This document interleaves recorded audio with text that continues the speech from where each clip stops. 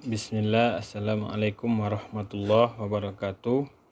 Kembali lagi bersama Sipil Irigasi. Di sini Ana akan mau menjelaskan gambaran secara umum menentukan lokasi bendung. Penentuan lokasi bendung harus mempertimbangkan topografi, hidrologi, hidraulik, geoteknik, sosial ekonomi, dan luas layanan irigasi. Di sini Anda menjelaskan sedikit mengenai topografi, bentuk lembah sungai, kemiringan lereng, dan karakteristik lahan di sekitar lokasi bendung perlu dianalisis untuk menentukan jenis dan ukuran bendung yang sesuai serta meminimalkan biaya konstruksi. Jadi dalam perencanaan kita harus memperhatikan biaya agar efektif dan efisien. Terus, lokasi yang ideal memiliki lembah sungai berbentuk V dengan lereng yang tidak terlalu terjal, memudahkan konstruksi dan meminimalkan volume bendung yang dibutuhkan. Ini contoh gambar untuk perencanaan bendung. Di sini posisi yang lebih baiknya. Ini gambaran umum. Terus yang kedua yaitu hidrologi, debit sungai, tinggi muka air banjir, dan pola aliran air perlu dipelajari untuk merencanakan kapasitas bendung dan sistem pengelolaan air yang optimal.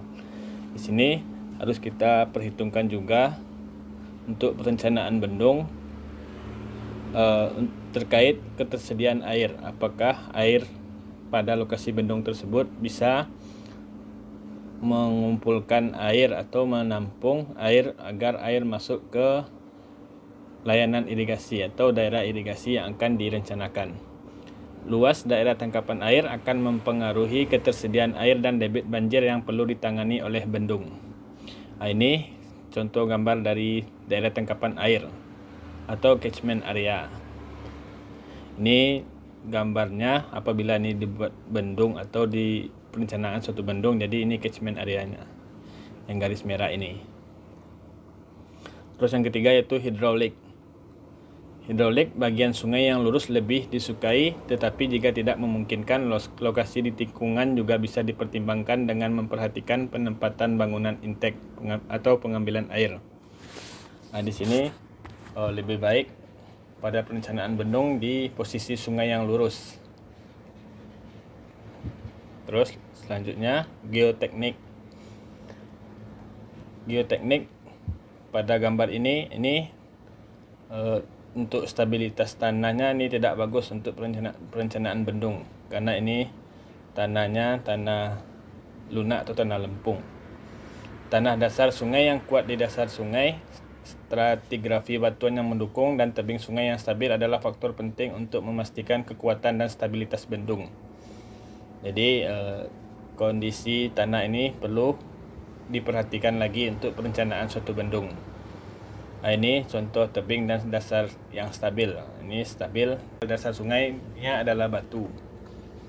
Selanjutnya, sosial dan ekonomi. Biaya konstruksi termasuk biaya pembebasan lahan dan metode pelaksanaan harus diperhitungkan agar sistem irigasi yang dibangun tetap layak secara ekonomi. Perlu dipertimbangkan dampak sosial dari pembangunan bendung seperti pembebasan lahan dan potensi perubahan tata guna lahan. Ini sangat perlu diperhatikan sosial dan ekonominya.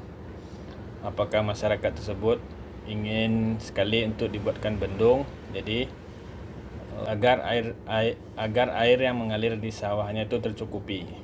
Terus selanjutnya, luas layanan irigasi. Pertimbangan luas area yang akan diairi oleh sistem irigasi yang dibangun. Jadi kita harus merencanakan berapa luas layanan irigasi apabila dibendung air tersebut.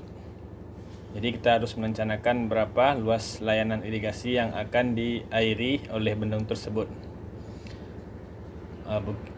Baik, ini yang dapat Anda sampaikan. Di sini Anda contohkan untuk perencanaan suatu bendung. Sini Anda ambil suatu lokasi untuk perencanaan bendung. Sini Anda ambil ini lokasinya pada bendung yang telah dibangun. Ini lokasi bendung yang pertama yaitu Bendung Gunung Nago yang terletak di Kota Padang, Provinsi Sumatera Barat. Terus selanjutnya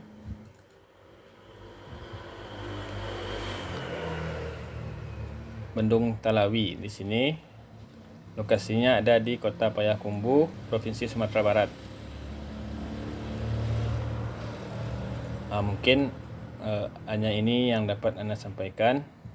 Bagi yang mau modul terkait perencanaan bendung, silakan klik link di bio. Assalamualaikum warahmatullahi wabarakatuh.